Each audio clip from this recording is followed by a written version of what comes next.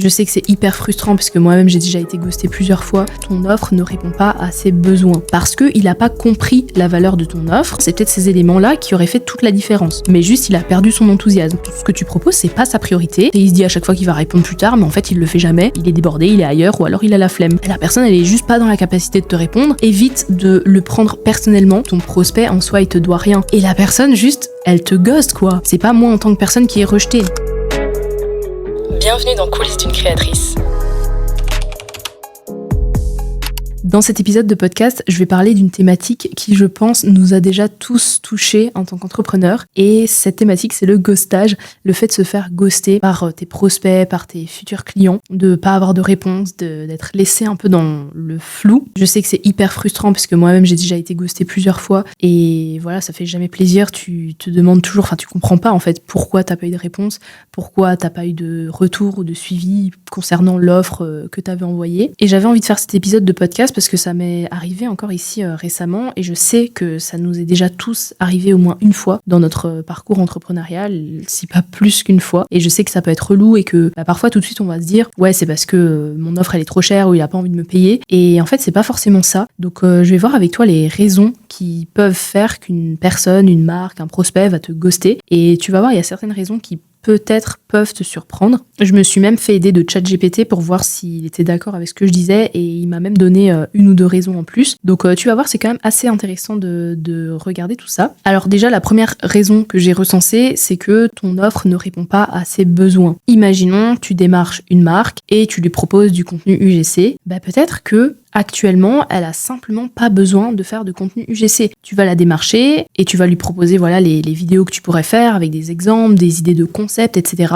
Elle va te ghoster, elle va pas te répondre, mais peut-être que c'est pas juste parce qu'elle a pas envie de te payer ou qu'elle a pas de budget pour payer une créatrice UGC, c'est simplement que ton offre ne répond pas à ses besoins en fait. Ta proposition n'est pas adaptée, en tout cas en ce moment, elle ne recherche personne pour faire ça. Et ça arrive souvent dans le cadre de la prospection, puisque généralement, si tu as eu un retour, que vous avez fait un appel découverte, que vous avez discuté ensemble, ou alors qu'elle a rempli ton formulaire ou quoi, normalement, ton offre, potentiellement, elle répond à ses besoins, puisqu'elle a quand même fait le travail de répondre à ton questionnaire et tout, de répondre à tes questions, de s'intéresser à ton offre. Donc ça va plus arriver dans le cadre d'une prospection. Après, c'est possible aussi qu'une fois que vous avez fait l'appel, moi je sais que ça m'est déjà arrivé, donc des appels découvertes pour UGC School, que en fait la personne elle se rend compte, ouais, UGC School finalement ça répond pas vraiment à ses besoins, parce qu'elle a pas forcément envie de se reconvertir professionnellement, elle a pas forcément envie de se lancer dans l'UGC comme moi je l'apprends dans la formation, qu'elle avait juste envie de faire quelques collabs par-ci par-là mais sans plus, et du coup elle se rend compte que l'offre est peut-être trop pour elle ou juste pas adaptée à ses besoins. Donc ça c'est possible aussi, et parfois t'as des personnes qui vont pas répondre en fait, elles vont te ghoster. La deuxième raison aussi qui peut faire que tu te fais ghoster, c'est que ton prospect n'a pas compris la valeur de ton offre et en quoi ça peut l'aider. Imaginons t'as un prospect qui va remplir un formulaire au préalable avec ses besoins, ce qu'il a envie, etc. Et à l'issue de ça, vous allez faire un appel découverte pour justement creuser encore plus en profondeur. Et là, toi, tu vas lui expliquer ce que tu proposes exactement, c'est quoi tes services. Et donc, tu te dis, dans ses réponses, il avait l'air super intéressé et moi, c'est exactement ce que je propose dans mon offre. Et en fait, finalement, il te ghoste à la fin, il te répond plus parce qu'il n'a pas compris la valeur de ton offre. Il n'a pas compris en quoi ton offre peut le faire passer d'une situation A à une situation B. Peut-être que pendant l'appel que vous avez eu ou pendant les échanges de mails, c'était un peu trop brouillon, il a pas compris, c'était pas assez structuré et il se dit ouais mais est-ce que vraiment ça va m'aider à atteindre mes objectifs parce que moi je veux atteindre ça mais elle a pas l'air de me parler de ça. Toi, peut-être que tu t'es focalisé sur les aspects vraiment techniques, mais pas vraiment sur les aspects qu'est-ce que concrètement ça va apporter au client.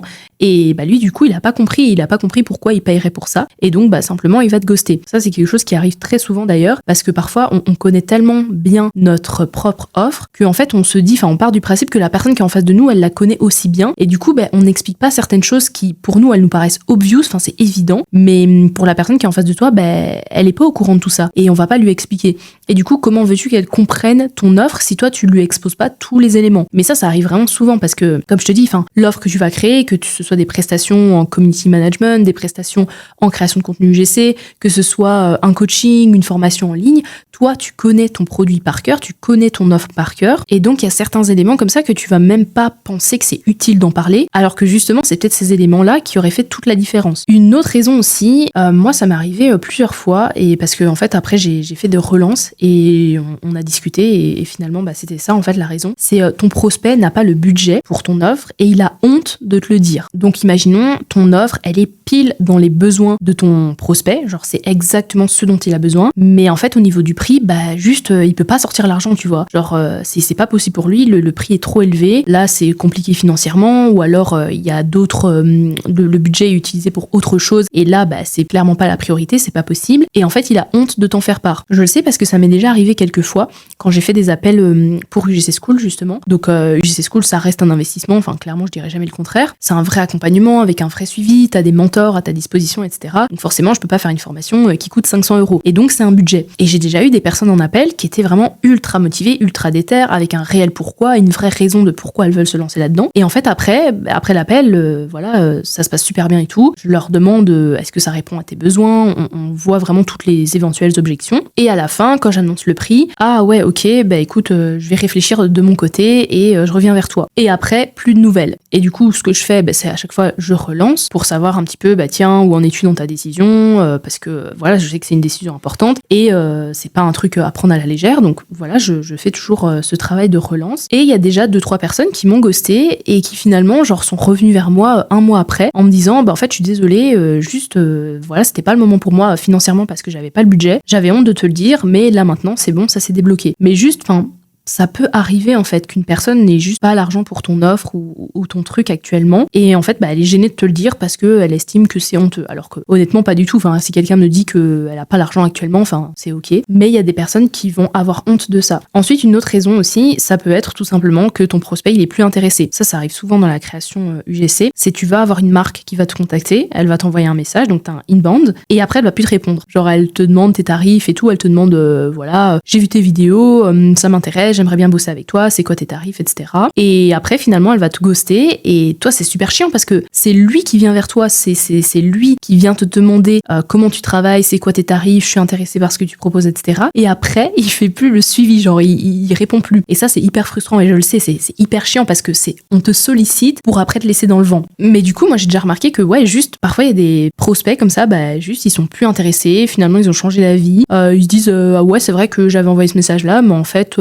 j'ai plus vraiment besoin, ou alors il a perdu son enthousiasme de base, parce que tu peux avoir un message super enthousiaste aussi, quelqu'un qui est super enthousiaste à l'idée de bosser avec toi, il veut absolument tout savoir, comment tu travailles, tout, tu vois, tu te dis le prospect là il est super chaud, et en fait juste il a perdu son enthousiasme, finalement ça l'intéresse plus trop, il a plus trop envie de se lancer là-dedans, il a plus trop envie de faire de l'UGC pour ses réseaux sociaux, pour sa marque, il a plus trop envie de se faire aider sur le community management ou sur le graphisme ou autre chose, vraiment peu importe l'offre que tu proposes, mais juste il a perdu son enthousiasme. Ou alors ça peut arriver aussi qu'il a trouvé un concurrent et que du coup il te répond plus parce que il bosse finalement avec quelqu'un d'autre, quelqu'un qui est concurrent à toi, et donc il pense que c'est pas nécessaire de te prévenir et que tu vas comprendre par toi-même. Autre raison aussi, c'est que ton prospect, il veut plus s'engager dans le projet, genre il veut plus s'engager dans la collaboration UGC, il veut plus bosser avec toi pour se reconvertir professionnellement, il veut plus bosser avec toi sur des prestations en community management, vraiment j'essaie de te faire comprendre que c'est pour tous les domaines, genre il souhaite plus s'engager et il a la flemme de te prévenir. Imaginons peut-être qu'il est débordé, peut-être que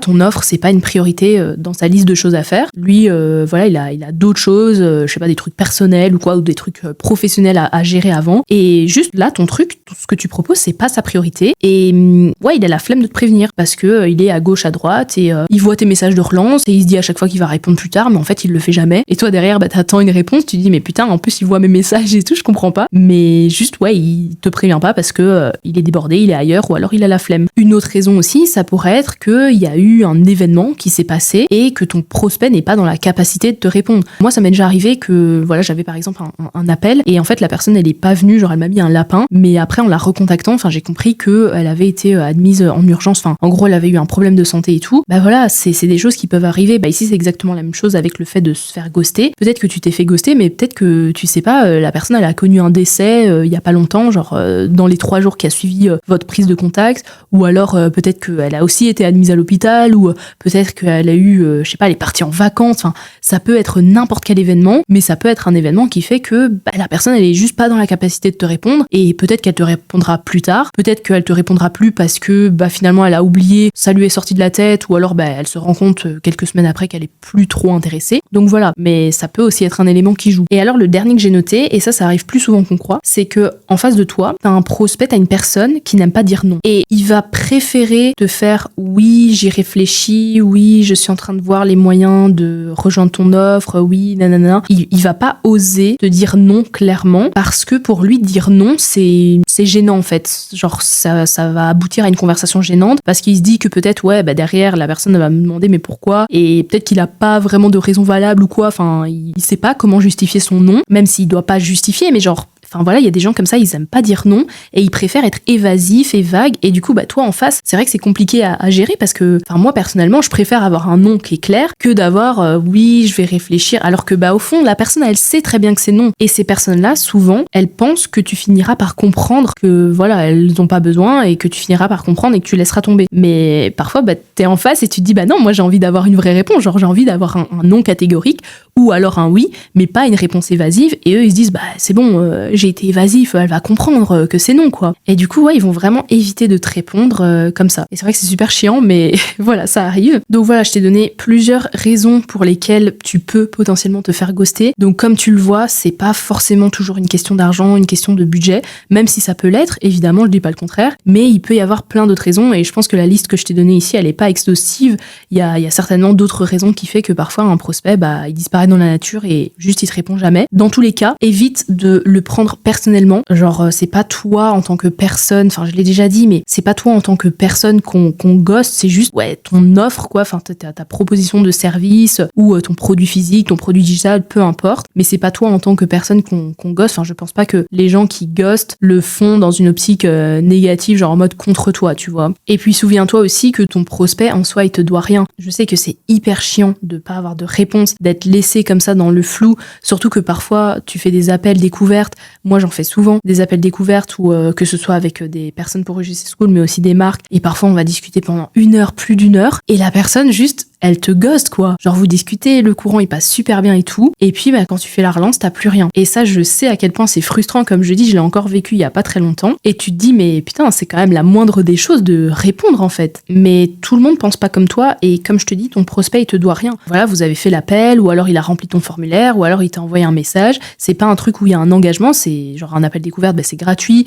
un message, il est libre de t'envoyer un message, enfin voilà, il te doit rien, et toi tu lui dois rien non plus. Du coup il faut juste accepter que tu te fais ghoster. Après ça veut pas dire qu'il faut pas relancer, hein. Si tu relances une première fois et que t'as toujours pas de réponse, que tu te fais toujours ghoster, tu peux relancer une deuxième fois, une troisième fois, enfin faire des petites relances, au début des relances douces, voilà, pour savoir tiens où est-ce que tu en es dans ton projet, est-ce que finalement t'as toujours besoin de contenu UGC pour ta marque, enfin voilà, des relances comme ça. Après tu peux terminer par une dernière relance en disant voilà, c'est mon dernier message pour savoir un petit peu où tu en es, qu'est-ce que tu as décidé finalement, moi j'aimerais bien savoir voilà si c'est oui ou si c'est non, comme ça je sais que je peux clôturer le dossier ou non, ou alors si on entame la collaboration et que du coup on signe le contrat. Mais voilà, je pense qu'après 5-6 relances, je crois que c'est bon. Si ton prospect il te répond pas, peut-être qu'il te répondra plus tard, moi ça m'est déjà arrivé après plusieurs semaines, après plusieurs mois, peut-être qu'il te répondra jamais, qu'il reviendra jamais vers toi, mais voilà, si t'as fait ta relance, t'as fait le taf. Donc ne te prends pas trop la tête avec des personnes comme ça qui te répondent plus, même si je sais qu'au début ils pouvaient avoir l'air hyper